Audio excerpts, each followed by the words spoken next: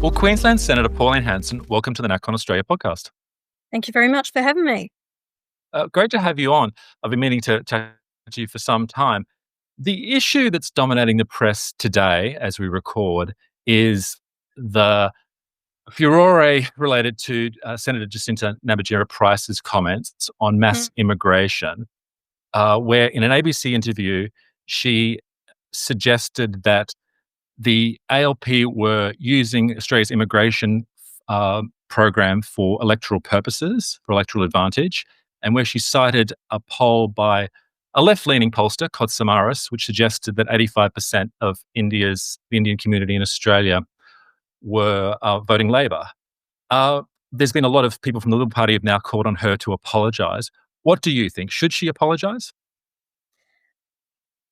Actually, she's very factual in what she says, and I've been saying it for years. And the Labor Party, history is repeating itself at the moment. And it's not about the Indian community or any migrants that come here. They've been given the opportunity to migrate to Australia, and good luck to them. They've come here for a better way of life. But what is happening is correct. Now, in 1997, the then president of the Labor Party, which was Barry Jones and former minister, said at the Population Forum that they were actually using the vote to get people migration into the country to tie up the Greek or the Chinese vote. So he admitted that. It actually hit the media at that time. And he denied that he said it. He said, yes, we're locking up the Greek vote, but the Libs are locking up the Chinese vote. So he changed it. He edited what he said. Now let's go back before that. Under the Gough Whitlam years, they opened up for multiculturalism. And it was the numbers that they brought into the country, especially in Fairfield, Auburn and Canterbury. At that time of high immigration, 70% of the men in that area were actually between 24 and 64, 25 and 64 were actually foreign born. In Australia now, we have 30% of our population is foreign born. History is basically repeating itself. And there was also talk about the fact that the mass migration they're bringing into the country has a detrimental effect on our economy. So the 140,000 they were bringing in back then, it was actually adding a cost of between $4 to $6 billion on our economy by bringing these people in. So they have admitted bringing in these people into the country is purely for their own vote. And although it could cause social incohesion, they didn't care. And this is, like I said, history is repeating itself. And it's not necessarily the Indian migration or Australians that are here. In the past, it's been either Greeks or it's been the Chinese or it's been the Vietnamese and it's been different cultures. So at this time, it is the Indians. And of course, they want to bring out their families. I've had Indians that have stood as Indian Australians have stood as candidates of mine. And, they're hardworking people. But yes, they want to bring out their families. They want to bring more people in the country, and I can't blame them. But it has to be done in a managed way. Otherwise, it's upsetting our cultures. And what we've seen in a lot of these areas from this migration is that the Australians are moving out of there. A lot of these areas are taken over, dominated by this one culture. And I have concerns about in the future. And that's why I've always spoken out against multiculturalism. We are multiracial, but we should be Australians. Otherwise, these people will actually get hold of councils, people on state governments, and then change the country into their culture and their way of life, which I don't think Australians want that. Yeah. It's hard to work out precisely what they're asking her to apologise for because she was citing this pollster who's a left-leaning pollster called Samaras. Now, either his poll is correct or it's incorrect. That's a factual statement which will write or fall on people's interpretation of the data. So I actually can't work out precisely what they're asking her to say. See, this is the problem that we have is that politicians are frightened of offending anyone. And Mm. Jacinta doesn't know the history behind it. And I'm going to encourage people to actually get hold of this book, and it's called Among the Barbarians, and that was published in 1998, and Mm. that was sent to me by Paul Sheehan in 2001. Now, I've read that constantly, and what I've quoted to you, those facts and figures, is actually out of the book. One Nation is going to get the book in, so people will be able to buy it through the One Nation website. So I hope they take it up. It's an easy read. It's very, very interesting. And if we want to take back control of our country, you have to understand these politicians of both political persuasions, both the Labor and the Liberal Party, have actually controlled the migration and mass migration to suit their own agenda. So we need to put in a population plan, what we want for this country, how do we want to move forward? Because if we look at what's happened in England, France, Germany, Denmark, Canada, these other countries, we're going to lose our identity and our standard of living way of life if we don't take control of it. Yeah. The CEO of Freelancer, Matt Barry, who I don't believe is associated with attached to any political party, he made the point that in crude electoral terms, mass immigration or large numbers of people coming to Australia does not benefit the centre-right, no matter how much outreach you want to do. It's a case that it takes a generation or two for people to buy in and have a stake in a country, which tends to make them vote on the right. This was the same with my ancestors. They may have been socially conservative Irish people, but they were voting for the Labor Party, Yeah. as was the case. Why do you think the Liberal Party failed to understand that electoral math? I mean, is it because they're dim or haven't read the research, or is it because they for some other reason? See, the Liberal Party's have never really gone after the social vote like the Labor Party have, and the Labor Party still do it today, even with the Aboriginal vote or any of the migrants here. And what the Labor has done is when they open up the floodgates for people to come to the country, they're grateful to that political party that allowed them to migrate to Australia. So, and then what the Labor Party has done, a lot of these people previously didn't have good understanding of the English language. And even now, they're reducing the standard of English that people have to have. So during election time, the Labor Party will go out and put propaganda around in this people's own language. So what they do is fearmonger that the Libs want to cut migration and they want to cut Medicare. That's history repeating itself again. They done in the last election exactly the same. This is Labor's way of dealing with it.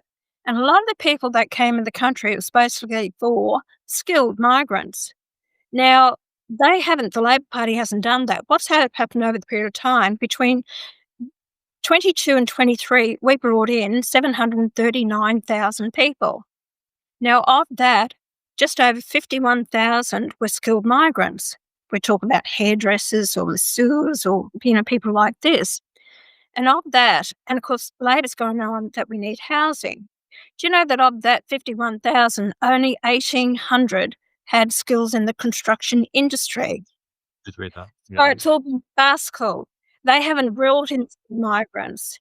And, Mm. the foreign students they're bringing into the country, that's another big thing. They said they'd cap it. They haven't. They've increased another 25,000 this year, bringing in students, nearly 300,000 that we're bringing into the country.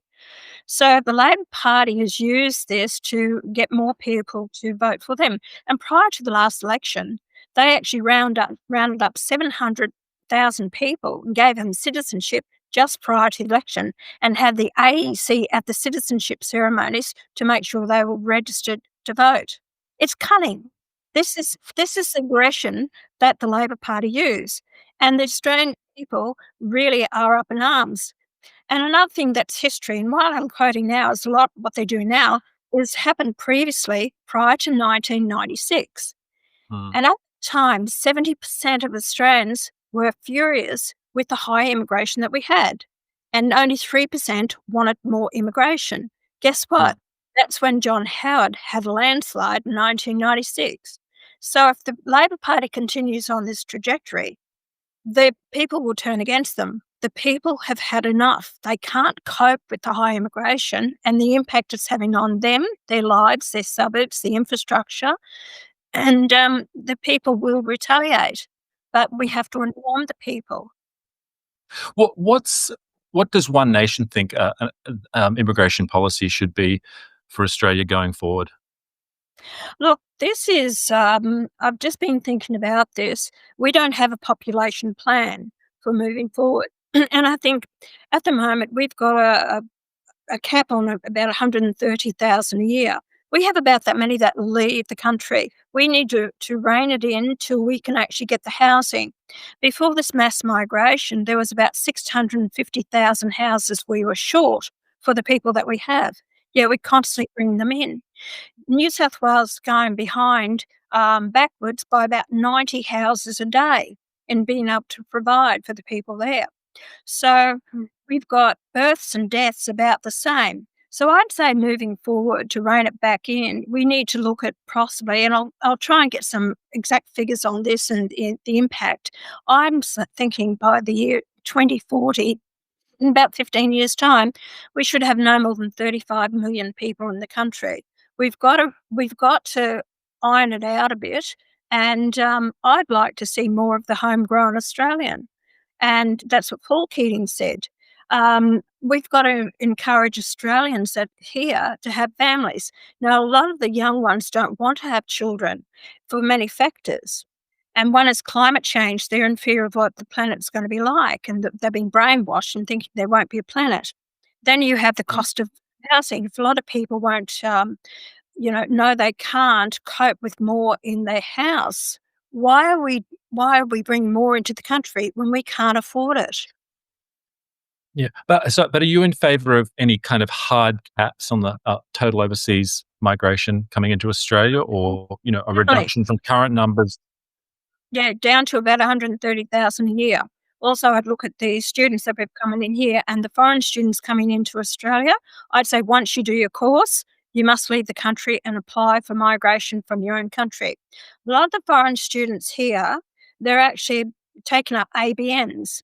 So then that means that they can have their own business. A lot of them are driving for Uber. So then they don't Mm. pay tax and they leave the country. We got between somewhere from 10 billion to 15 billion a year is leaving the country from foreign students that are working and sending the money overseas. What good is that to us? So it's a real problem that we have. And then you have the illegals in the country. So we've got over 75,000 that are here, should be deported immediately. Then you've got another 100,000 that have overstayed their visas. So it's a real problem, Ben. Yeah, seems to be definitely a siphoning off of cash, despite the fact that it was meant to be this program designed in Australia's interest, at least in theory. I'm just back actually from the National Conservative conference in Washington DC, where there was a lot of talk about a whole lot of different things. But one of the comments that people made to me in regard to Australia was that we hadn't seen the same type of political change that they've seen in the UK with reform, and in the United States with the sort of transformation of the Republican Party there. Why do you think that is? Because people don't understand our electoral system. They don't understand how preferences work. For years now, since I've been back into on the political scene since 2016, I have been trying to educate people how the preferences work. The Australian people really turn off from politics. Their attitude is, oh, well, so what? We've got one of the two political parties. That's who we should vote for. In the last couple of elections now, 70% of Australians vote for the majors, or around about 35%. Yeah, about 70% vote for the major political parties, and another 30% don't vote for them at all. So people are starting to wake up. Um, it frustrates me to no end that the media won't give me credit as being the alternative political party, Conservative Party in Australia, as they have the reform. Although I've been Mm. talking about these issues for the last 3 decades, I have been proven right for what I have said about immigration, multiculturalism, COVID, the voice, all these things. I was the first one to come out and say. I even picked years ago be short on apprenticeships, which I got 100,000 apprenticeship schemes to be funded by the government in 2018. So a lot of things that I have said has actually eventuated, but a lot of the media are either left-leaning or they're for the conservative side of politics. They will not give One Nation a go like they do with reform. So I'm hoping that Australians will actually give us a go in future elections, whether it's state or federal, to prove that we can offer the people more than what they've been given now by the major political parties, and to be able to hold them to account. But unlike Don Chip, he wanted to keep the bastards honest. I want to get rid of the bastards. Uh, we'll come to the future for One Nation later on, but I thought it'd just be interesting for people who aren't familiar with your story, and it was almost 30 years ago now when you were first elected, when you won the seat of Oxley, which was actually very much akin to a win of the red wall seats in the UK or Trump winning the industrial Midwest in a way, right? That happened before that phenomenon existed overseas. Can you describe the electorate then? What were people concerned about, and what was your primary motivation to get into politics at that stage? Actually, politics was never on my agenda. Okay, to get into politics, it was only by chance that through a friend I got to know the mayor of Ipswich, who was thrown out by the council. And I thought that's undemocratic. He was elected by the people. I then decided to stand at the next election as an independent, and I won my seat. I got a lot of satisfaction from it because I saw the corruption that was happening on local government, and even from then, the mayor who got re-elected, and I actually reined him in as well. Managers were coming to me, bringing issues to me, what was happening. So I was on that for a year till they called a fresh election, preferenced me against me, and I lost the seat by 132 votes. I actually then decided, well, I'm going to have a go at federal politics, and I picked the seat of Oxley where I lived. The seat of Oxley was the safest Labor seat, that it was the only seat held by Labor with the overthrow of Whitlam in the mid-70s, in 74. So John Howard, I was nominated to be the Liberal candidate. Anyway, I came out and I questioned about the Aboriginal industry and deaths in custody. That was a big thing. Robert Tickner, who was the Minister for Aboriginal Affairs under Paul Keating government, he put out a statement saying that shouldn't lock up Aboriginals because of deaths in custody. And I wrote a letter to the local newspaper and I said, well, let's not lock up anyone. Let's treat everyone equally and see what sort of society we would have. Well, that actually got the Liberal Party up in arms, calling me, people calling me a racist, of course, the left side. And of course, John Howard was very concerned about that. This was the election he had to win. And so they decided to disendorse me. It came from John Howard. Well, that hit the media headlines. I would not apologise. I stood my ground. I was talking about the inequality that was happening. Australians related to me. They came from all over the country to man those 42 polling booths for me, and I won that seat with the biggest swing in the nation of 22% swing. Yeah. Amazing. It's still a very deep red Labor seat in Queensland at the moment, although the boundaries have changed significantly since your time. But so was it primarily the corruption in the Aboriginal industry which was motivating you, or was it immigration, for which you became later more closely associated? It was immigration after I was elected, but for the fact is that I stood my ground and I said about what was happening. Like, Mm, people related to me because I said the inequalities that was happening in the, crime sector, what was happening in the educational sector. People saw the inequalities there and they were feeling it. Low social economic class. Really, it is. mm, It's not a wealthy area. What sure. Oxford at that time. So anyway, people related to me, and I think because also, I think they got their backs up the way that small businesswoman, single mother, I was Mm, bullied by major political parties, and I thought, no, we're going to stand by her, and we're not going to see her getting bullied. So people backed me, and they wanted that. They wanted people to stand up to these major political parties and everyone, as they do today. Every time you raise your head, they want to come down and cut you off at the knees. But the people want representation. They want truth and honesty from their politicians, and they want someone who's going to fight for them. Mm. But you weren't able to win the second time around because, if memory serves correctly, the Liberal Party preferenced against you, and they would have preferenced in favour of you the first time around. So it's very hard for an independent candidate to get up, although not impossible in this day and age. Witness the Teals and everything else. Yeah. When the major parties do preference against you, yeah. Well, what happened at that time, because I was an independent, and after the election, there was a report by the polling done that if I had had a registered political party, I would have won 5 Senate seats. So it was national. So anyway, they even then spoke about at this meeting with human rights and advocates and human rights lawyers and different ones had a meeting, and they were advocating how to actually get me locked up at that time because they didn't want me around. Again, that's in the book, Among the Barbarians. And that's why I say to people, and it's quite interesting that I was locked up in 2003. And it was basically, what happened was in 1998, we won 11 seats in Queensland. Well, that put the fear into all the political parties. And late that year, we had on 3rd of October 1998, we had a federal election. Well, they moved a motion on the floor of Parliament to make it full preferential voting. So they all colluded together, the Liberals, Labor, Nationals, Democrats, everyone, all colluded together in Greens and put One Nation last. So that's why we couldn't. And even though I had 36% of the vote, the primary vote, the Libs had 21%. It was Labor's preferences of 16% that gave the Liberals a seat.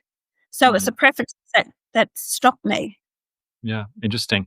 And been the story of the minor parties in the last 30 years. I mean, it has been almost 30 years since One Nation was formed, and it's had some electoral successes, but it hasn't expanded into a major party in the same way that sort of, well, we potentially have seen elsewhere. Yeah. What explains that? Why hasn't it grown in the way you originally intended? Because, Dan, I've had everything bar the kitchen sink thrown at me. In 1998, when we won that 11 seats, Peter Beattie deregistered the party, and the 11 members of parliament walked away from me to register their own political party because Peter Beattie said, "We're going to take away your funding as a party in parliament." So they all got scared and actually deregistered. When I registered another political party, and all but 3 of them, no, 2 actually, lost their seats. And I did get the party re-registered again. I stood again in that election and won another 3 seats. So they all lost their seats. Then it was David Oldfield and David Ettridge, who were the founding members of the party with me. They undermined me, and by 2002, I had to walk away from the party. They wanted to take it over, and I just couldn't take it anymore. I was being undermined from within. So I left the party from 2002 until I was asked to come back in 2014, November 2014. I was asked to come back to lead the party again. It was defunct. There was nothing there. There was no offices being run. We just had membership to keep the registration alive. David Oldfield, Ettridge, they're all gone. All these people that won their seats under my name, gone. Never won their seats again. So I actually had to rebuild it again since 2016. Then you've got people that have come in and all think they're just absolutely wonderful and kings and look at me and think they've won the seat by themselves, not by my name or the hard work of rebuilding this party. So I've had a clean out over the years since 2016, and I'm moving forward now. We've built the party. We have a fantastic head office. We've moved head. Actually, we're actually far better equipped now to move forward than what the major political parties are. We've our everything, our database, our head office, how we run the party, even fundraising, our shop is far superior to the major political parties. So we're actually now becoming a force to be reckoned with. It's just that we have to get the people on board to understand our policies, to look at One Nation as you do with Nigel Farage and the Reform Party. That's what One Nation is. We're mirror Mm, image. Remember, I've been saying this for the past 3 decades, long before Nigel Farage, long before Donald Trump. So they followed my lead. mm. Why on the right, especially amongst the minor parties, has there been such disorder, for want of a better word? Because regardless of what you think about them, and I certainly have my views, the Teals in the last election, they have been kind of a unified force. There hasn't been any spitting of the dummy that you saw with Clive Palmer's guys, or people running off and becoming independents because they don't like a particular policy. Why are they able to do it and the right is not able to do it? Well, they've done it because they've got the funding from, to get all that funding that they have, and they're quite wealthy. Some of them are very wealthy to run their own campaigns, but also they're still independent, and they've come together as a bunch of independents, not under one umbrella, and, they're actually working their electorates as, and they say they remain as independents.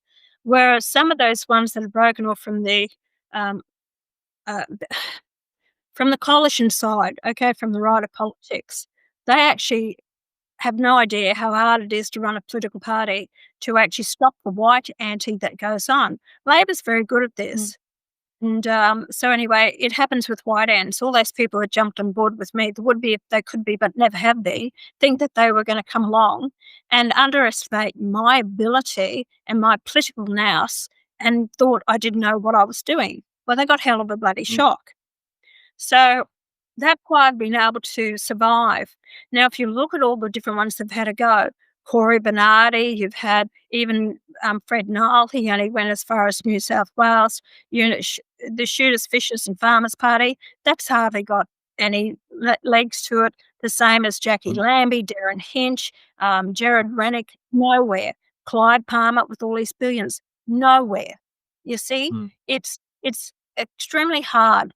It's means that you've got to actually explain to people, stand your ground, and bring the people along the journey with you. And I think what has allowed my survival over the years is before social media came on board, when I got first elected, I travelled the country about 9 months of the year.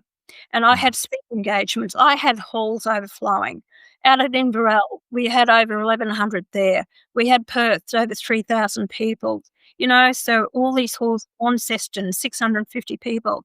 So what happened was that I spoke to the people. They heard me directly. Then they saw the news broadcast, and these people said, "That's not what she said. It's not in full context." And this is why that generation back then have told their kids and have said, "This is the woman that you should follow." And those people mm, have stuck with me. But I put the hard work and yards and effort in to connect with the people, to bring them on the journey with me.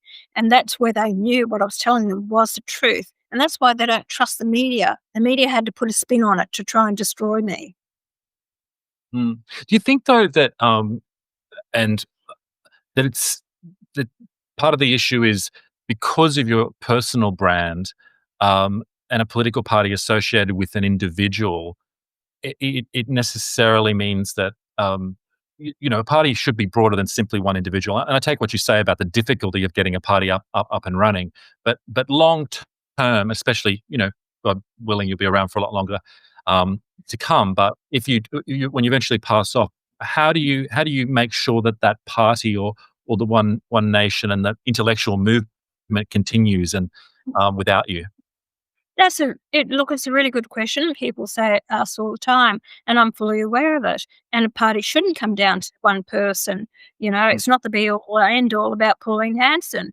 It's about the message that we have and what we want to achieve. There's a lot of Australians out there. And that's why my colleague Malcolm Roberts has actually become well known in his own right for the work that he does.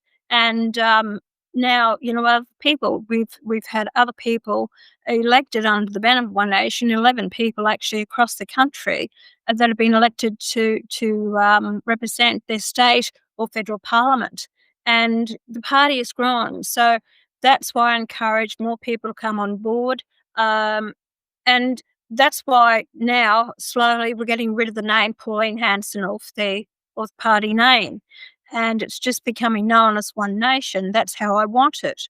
But why I've mm, kept it there is because you've got all these minor parties popping up.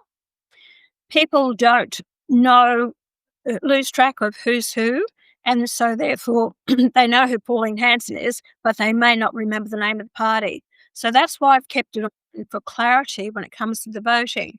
But we are growing numbers, and of course, my daughter came on board this year, and she's actually engaged the public. The public like her, what she has to offer, and hopefully at the next election, I'll be standing for Queensland. She'll stand for the Tasmanian Senate, and we might have a mother and daughter. Is she the future leader of the party?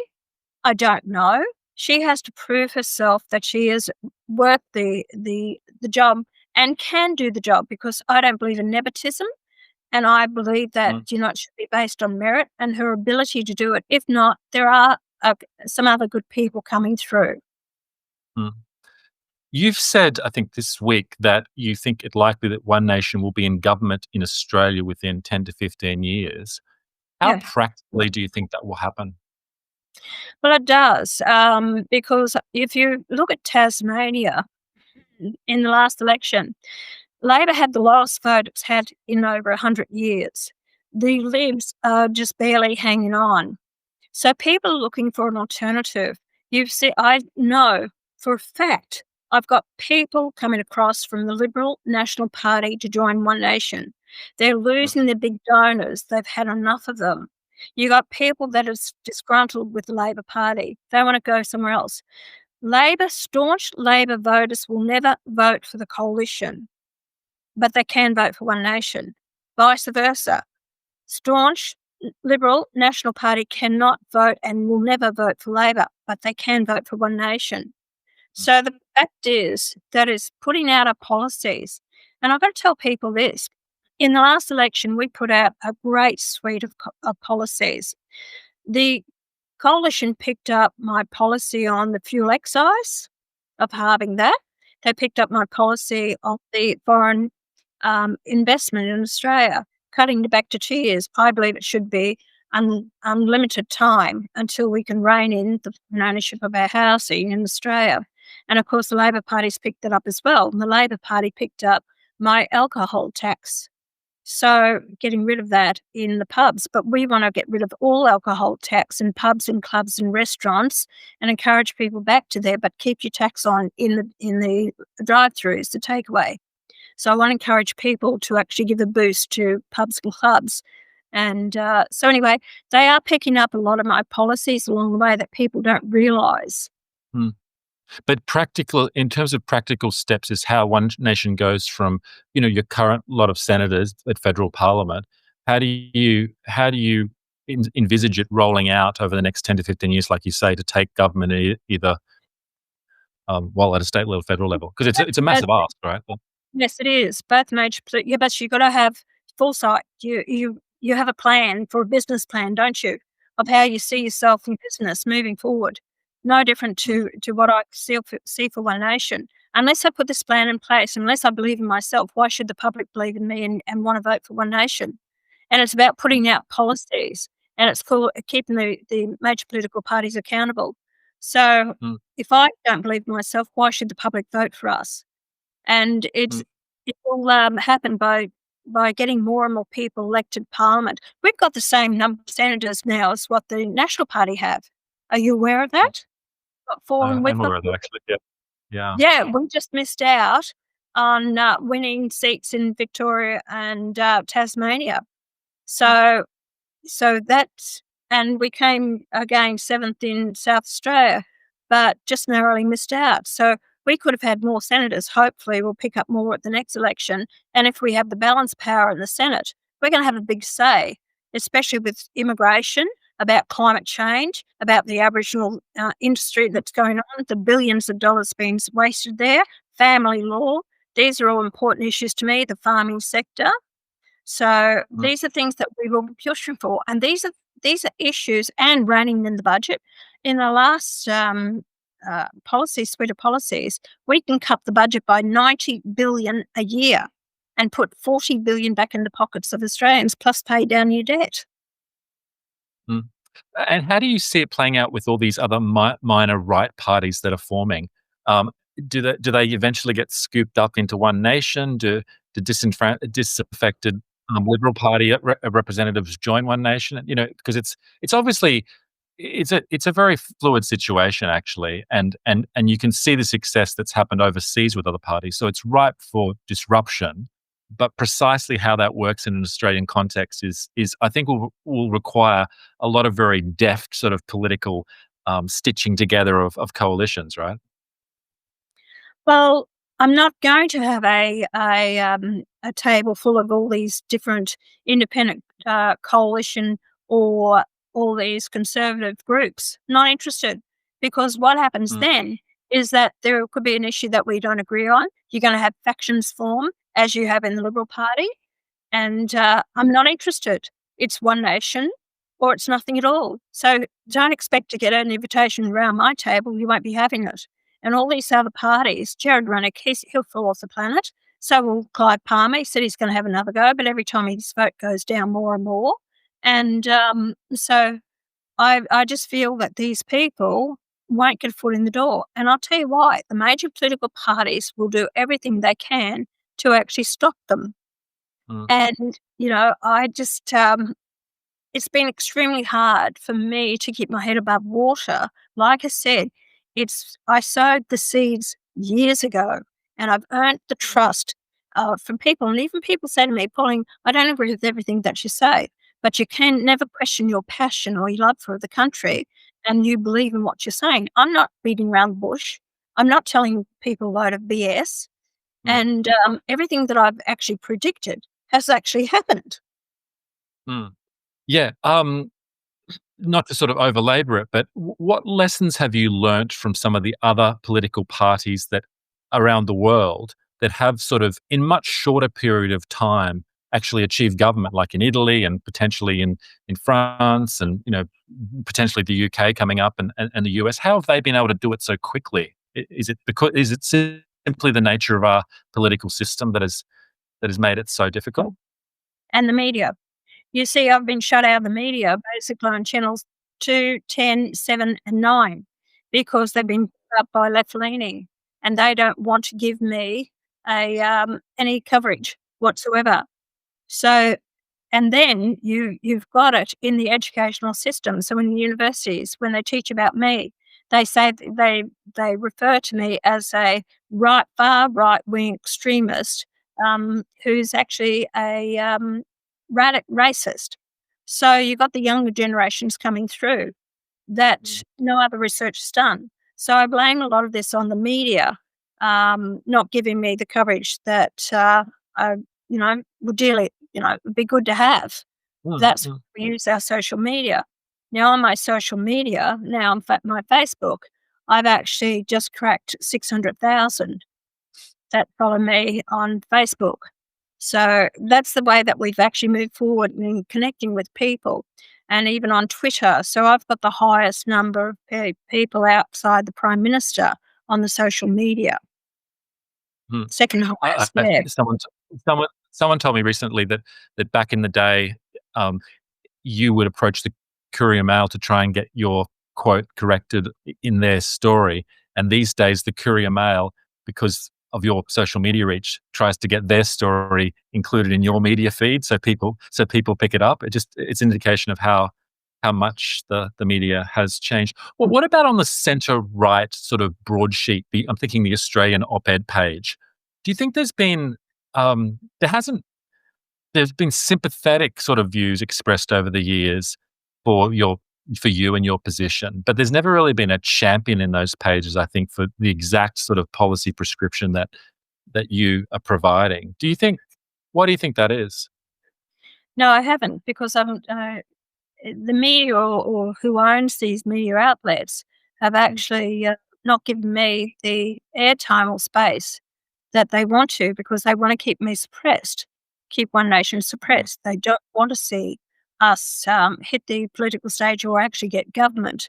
And that's why now I'm saying to people, I thought that, you know, my role in the beginning of growing the party was basically about um, accountability and, questioning them and, you know, it was the attitude about the Labor and Liberal, and yes, it'd be a long time.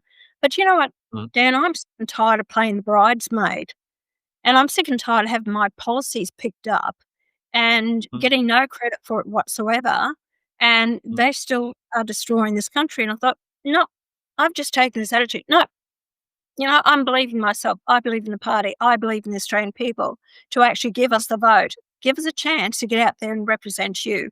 Because my fear for this country is if we don't turn it around in the next 15 to 20 years, a generation, we're going to be a third world country living with third world conditions. And this Labor Party is destroying it under the guise of climate change. yeah. And again, to probably overlabor it, but and to get a bit kind of nerdy, but I know that in the US, there were always sort of columnists. I'm thinking of someone like a Pat Buchanan who would be articulating particular positions that I think, very similar to yours, and was doing that, and eventually became a candidate himself. But I, maybe it's because of the smaller size of our media market, um, but there hasn't been the same type of, let's call it, kind of like deep thinkers on the sort of on the nationalist right, to make their position, to make it a more respectable, like, position, and not rely simply on the heads of political parties, to do that. Do you understand? Has that hindered you, or how do you see, how do you want to overcome that? What are you saying with these journalists and how they Yeah, I mean, write It towards. it just strikes me there's not like a champion, an intellectual champion of one nation, what I call, or the nationalist views in the Australian newspapers. Obviously not on the ABC, but neither on the centre right broadsheets, the AFR. Someone that they can point to, like a Paul Sheehan, I suppose, back in the day, or others who can articulate the policy framework required, which doesn't just rely on people tuning into Pauline Hanson. Um, is that like, who do you rely on outside your circle for support or views, in intellectual circles? Um, there's some very prominent Australians that I Mm, actually, have meetings with and talks to, but basically a mm, lot of the policies that are formulated are actually come from me. mm, As a small businesswoman, a single mother, rearing children, my background in so many areas, even the farming sector and everything like that. But it's a gut reaction, but also talking to the Australian people themselves and understanding you have to relate to the grassroots Australians and where what they want.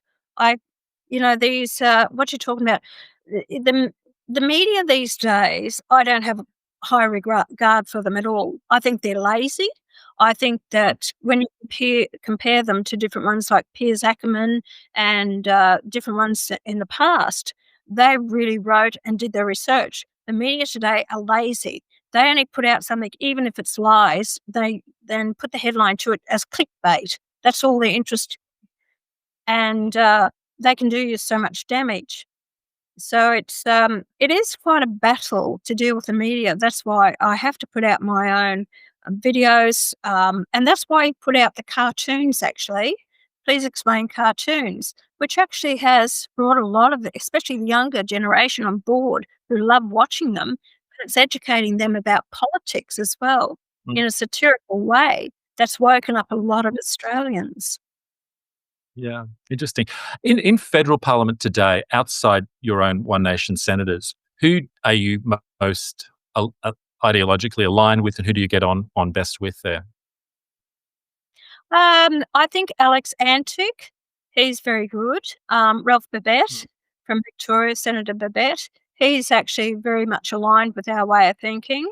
Um, and God. Matt Canavan, I I'm suppose? s Matt Yeah, Canavan? Matt is, but Matt actually, he follows my lead on a lot of issues. So Matt will actually pick up a lot of what I say, and he gets the airtime, and he, articulates it very well.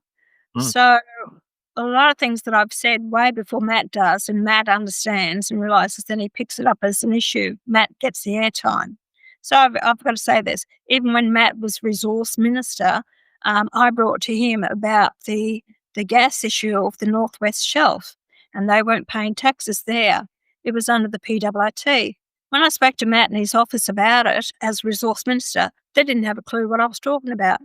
So we've actually I was one that pushed for that, and, at the last, budget, the Labor Party started under the Morrison government to change it, and now for the first time, we actually pulled in 2.4 billion in taxes. That was only because of me. mm, yeah. It's interesting. I mean, you certainly had an influence even in the Howard era in moving the Liberal Party in a different direction. You know, ASIC was you called for like ASIC to be abolished back in the day, and then it was outrageous. Eventually, was abolished. There's much more stricter immigration requirements for a time, at least under Howard. Sharing back Um, the business. I don't know if you understand that. I was the first one to say it, to advocate, turn the votes around. mm, yeah. So, Well, yeah, you've definitely made an influence. I just wonder, and you alluded to it before, but you know, in the UK, it wasn't always called Reform. It was UKIP, and then it was Brexit Party or whatever it was for a while there.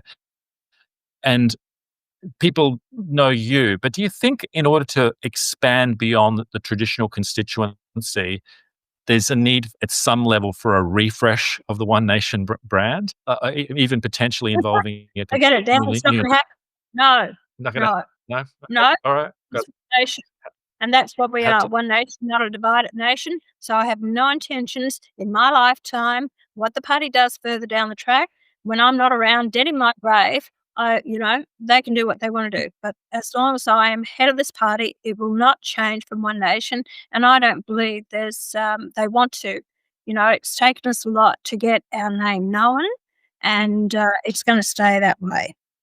Okay. Final couple of questions. I mean, uh, are you in touch with people like Nigel Farage and even people in the Trump administration? Have you had dealings with them?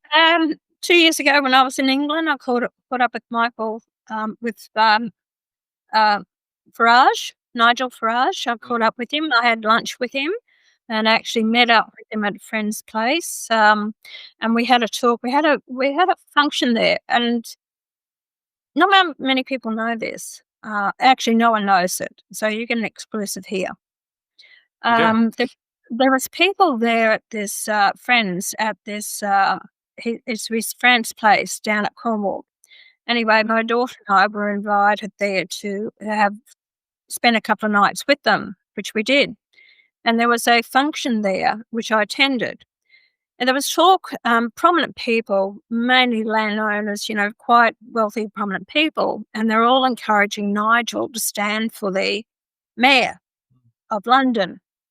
And he was doing Mm, his show at the time. And I was just listening to everyone. Anyway, one of the guests there turned and said, Pauline, you're in politics. What do you think? And I said, it'd be a big mistake for Nigel to stand for mayor. And I said, you've got a huge Muslim population, which he would not get the vote. You've also got what I would do is set up Jeremy Corbyn, who'd left the Labor Party at the time. I'd get him to stand. And you're talking about this other female, which I don't know, but the way you're talking about it, she will actually get quite a big vote. You're actually going to split the vote. And I said, as far as I'm concerned, if Nigel stands to be mayor, you're wasting a good man. Nigel has to go into federal politics. That's where the huge issues are in Britain with immigration and everything like that. Do not waste Nigel. And I said, if he stands for the mayor, he won't win. And I said, it'll be burnt. So I said, do not stand.